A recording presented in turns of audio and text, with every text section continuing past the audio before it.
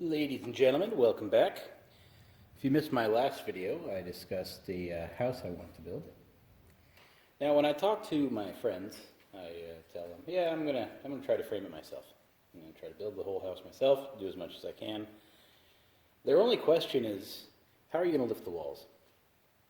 Now, that is a valid question, and I thought about it for a few months. So when my friends ask, "How are you gonna lift the walls?" I simply tell them, "I'm gonna build a large wooden hoist and use that to lift everything up." And then they look at me like, "Okay, you're crazy." They don't say you're crazy, but the looks like, "Yeah, that's not going to work." But I disagree. Now, I'm no physicist. I don't quite know how to calculate out angles and forces and all that kind of stuff, but I have a general idea of how levers work. I understand, like, a fulcrum, leverage, blah, blah, stuff. I got the basics of that down. So if you missed it, this is the house layout I did. This is incredibly accurate and probably to scale. It's going to be 9-foot walls and 2x6 deep for the exterior. It's going to be mostly built, I believe, in 16 and 20-foot sections, each wall, because that's what size lumber you buy. The thing is, a 16-foot, 9-foot wall is going to be really, really heavy. I can't lift that by myself. I could probably do one, but realistically, the whole place, no, not going to happen. So I was thinking about how to build a hoist, and I kind of had an idea down. So let me start by saying the problem. It's not really a problem. The property isn't quite flat. It slopes down as most land does. So the house is built decently flat. Well, not really, but it's supposed to be flat. The front of the property is fine with grade. The back is about a foot higher or so, to level it out via the property slope. So if I was going to build a hoist, I would need it at least a foot taller than the walls back here. And then also I need to clear all the bolts here, and that's another 6 inches, so I need at least a 1.5 feet taller than the walls. So let's pretend that this little scrap of wood is our wall. Plan is to kind of build it inside and stand it up. A better analogy, let's say this is our wall. So you don't want to come in with some tiny little hoist-based, like that, and expect it to tilt the wall up, because this is just so small and insignificant in comparison to the wall. Unless you had significant counterweight back here to lift the wall up, I don't think it would work. So bigger the better. But if you have a hoist equal to or greater than the size of the wall, in theory, your fulcrum is here. So, as you stand it up, whatever is weaker, the wall or the hoist, is going to go. So if you make the hoist strong, longer, heavier than the wall, it'll lift the wall before it lifts up. Now, this is all theory, mind you. I don't know if it's actually going to work. I came up with a little model. That is basically what I want to build.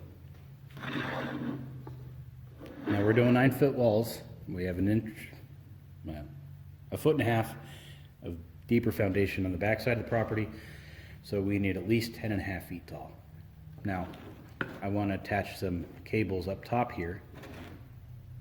Well, my original plan was to use these outriggers, and those would pick up the wall, but I decided those probably aren't a good idea. So we need at least 10.5 feet tall and at least 9 feet back. Now, it's going to be sitting on the outside. You're going to have another 6 to 8 inches here before the wall actually starts. So it actually realistically needs to be about 10 feet back in order for it to overpower the wall. So I decided that these little outrigger arms probably aren't necessarily needed or a good idea, because if you make this 8 feet wide and your wall is 16, you're only going to have 4 feet of overhang of wall on each side of the hoist if you center the hoist over the wall. 4 feet loose, free hanging, probably isn't going to matter. The added complication of these, don't think I need them. So that is my new model. Now, originally I was toying with the idea of putting the winch up here, running 2 cables up, out, and down. I decided that would be just silly. The other idea I had was mounting a winch down here, a cable going up here, hooking up to like a pulley or a snatch block, or even just tie to cables going out and then back down. Figured that would be silly too. The problem with that is when you pulley or loop something in there, you need twice the distance to pull it up. So I wouldn't have enough pull between here and here in order to get that wall up, so I need a direct connection from the winch to the wall. Now the other problem I think of, or I thought of, I want 2 ropes going down and pulling. It's going to be a little hard to connect it to one winch, so I was thinking maybe put 2 winches up here, but if one pulls more than the other, that's going to be a nightmare, and controlling it won't be easy. So ideally 1 winch, but 2 cables might get a little hard, but I don't think so. And this is basically the final design I came up with. A winch mounted singly back here, 2 ropes coming out of the spool, which shouldn't be that hard. 2 pulleys located at the top, holding in the ropes, and then 2 ropes coming down. This should allow me to put the ropes wherever I need them to be able to lift up the walls. So kind of be one of these. You know what I mean? And then just kind of winch her on up. So that's the plan. Now again, I'm no physicist or anything here, and calculating forces is not something I'm prepared to learn how to do. But I do understand some of it. I understand when you lift from here, there is going to be some pull and some weight down here, pushing some of the weight of the wall down onto these legs, as well as these cross bracing. Well, the cross bracing isn't going to push down, it's actually going to pull up, so it absolutely needs to be there. And then most of the pulling force obviously is going to be back here on the winch, so this winch needs to be bolted down quite well, and all of these connections over these cross bracings need to be pretty significant. Now down here is mostly going to be downward force, so I don't think I need to, go too crazy bracing the legs down to the base of the thing. If you notice here, it's pretty tilty. Doesn't take much force to tilt it over. So adding some counterweight back here, probably going to be a good idea too. Now I'll be sliding this thing around in the dirt. So a solid base like this, granted, may work, but realistically it's all going to be dimensional lumber, 2x4s, 2x6s, 2x8s, whatever. The plan is to slide it around the building, kind of like so, as I need to. So I want it to be able to go side to side okay, and I don't want it to be able to go forward or backwards with any ease, because I don't want to I want kind of some locking there so it doesn't kind of tilt up or slide forward as I'm trying to lift. So my plan is to build it on 2 skis, like so. That way it'll slide sideways in the dirt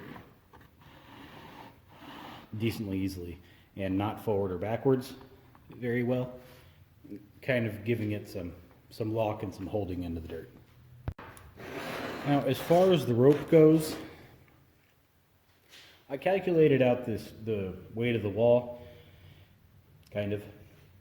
It's going to change on the moisture content, the type of lumber, grading, windows, doors, all that kind of stuff. For the most part, you figure each wall is going to be about 300 pounds. Not ridiculous, but not something I'm about to pick up. Rope is the thing. Cables are really expensive. Rope is nice and cheap. And I don't think I need the lifting force of a cable. I'm sure rope will be fine. You can buy 100 feet of those bundles of rope you see pretty much everywhere for like $10. The lifting capacity of that rope is just shy of 200 pounds. I want to say 196 pounds. But as I'm using 2 of them, I should be fine. I should be able to lift 400 pounds each, or 400 pounds total, without any issues. Now with working limits, we all know that those aren't accurate. Either they're way under or you can go over. So, I don't know. I don't think it's going to be an issue at, only 300 pounds on 400 pounds worth of rope, but we'll see. Now for the top here, I picked up some pulleys, so that should be pretty easily. I'm going to put an eye bolt up here and a little chain link, so this can move around wherever it needs to. I'll put this up here, and in theory, it should give me enough angle to be able to connect to the single mounted winch. Working limit of this is 420 pounds, so 2 of these, no issue. I'm not going to hurt the pulleys. But getting this in there via bolt or an eyelet or something, the eyelets, they have a working limit of 100 pounds, 120 on some of them. That's pretty much the most I've seen. I can't think of a better way to attach these other than just standard hardware. I could probably tie a rope on there, honestly. That might work. I don't know. I'll figure it out. But I think that would be the only weak point, would be the eyelets attaching the pulleys to the hoist. Well, that and the hoist itself, since I'm making it out of wood. But they make train bridges out of wood. It holds up the trains just fine, so I don't think there's going to be an issue with making it out of wood. Now, some of my crafty and creative friends, as well as a lot of people I've seen on YouTube, I think would overbuild this using steel and all kinds of stuff. I don't think steel is needed. I'm pretty sure wood will be just fine and a lot cheaper and a lot easier to work with. So I'm going with wood. Steel, too heavy, too costly, too time consuming to make. I mean, honestly, I could probably whip this hoist out in an afternoon. Steel, a week. So it's getting made out of wood. Now the winch, I looked around at Harbor Freight first. Obviously you want a cheap winch, that's the place to go. But playing with the spool and gauge, those things seem like complete pieces of junk. I wanted something just a little bit better. I wasn't going to go, full-blown Warren winch or anything here, but wanted something a little better than Harbor Freight. So once you go down the winch rabbit hole, you'll realize there are a bunch of different winches on the market. All kinds of different, ratings and features. I don't know, I kind of got sick of winch shopping.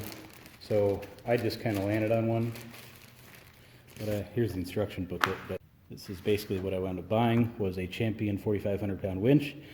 It feels pretty good quality. I mean, it's a nice little winch, and I figure I could use it for my boats or something when I'm done, so I didn't mind spending the money for it. And inside the packet is this little card here, free t-shirt with review, so I kind of want that, so that's going to happen. So keep an eye out for a winch review if this works okay.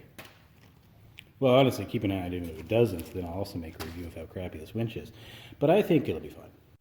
And over in the corner over here, I have a Champion generator. This one's new in box, but I used to have another one too. And it works perfectly fine. It has a little remote key start. Thing's quiet, powers everything, so that was a good generator. So I figured, well, I like the generator, might as well get the matching winch. And if I have matching winch and generator, I might as well get my matching t-shirt. I'll have to leave a video review of your Champion product, post it to YouTube. I don't know, that sounds like a lot of work for a shirt. I don't know, we'll see how it goes.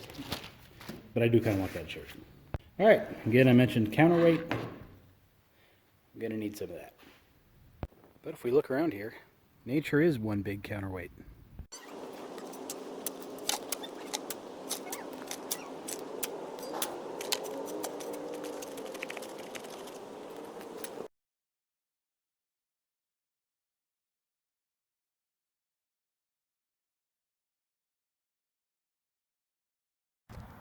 And here's the finished product. It is 12 feet tall, 11 feet back, 8 feet wide, and I have 4 buckets of counterweight, and obviously I can add more if I need it. Total lifting capacity is unknown. It'll pick me up, and probably a lot more past that, because it didn't feel like it was going to budge at all, even when I was trying to lift myself up on a rigged up swing. So, seems okay. Here's the back of it. I made a little platform to stack the buckets on. The winch has a wireless remote as well as this hardwired switch that runs up the side. 2 bolts holding in the diagonal braces. And 8 lag bolts bolt the winch down to the frame. 2 ropes come out of the winch spool, just as I had hoped. Let me show you how I did that. So, one of these, I don't know which one, pretty sure it was this one, is the original where the cable attached. I drilled a hole, ran a tap down it, put in another screw, and just looped the rope around the 2 screws. So when the winch goes in, it pulls the 2 ropes up. It's a little hard to see, but up top there is a eyelet, a quick link, and a pulley, and that's what's attaching everything up top. Well, we'll see how it does. My dad was a little, I don't know the words, but he didn't think it was going to work at all. He thought it was going to be kind of silly and kind of dumb. After seeing it, he's now like, well, you know, that might work. It took only a day to build, so that was good. And the other thing about my father, he's also agreed to help me with this project. I think he's going to regret that later, but we'll see how it goes. All right, everybody, stay tuned.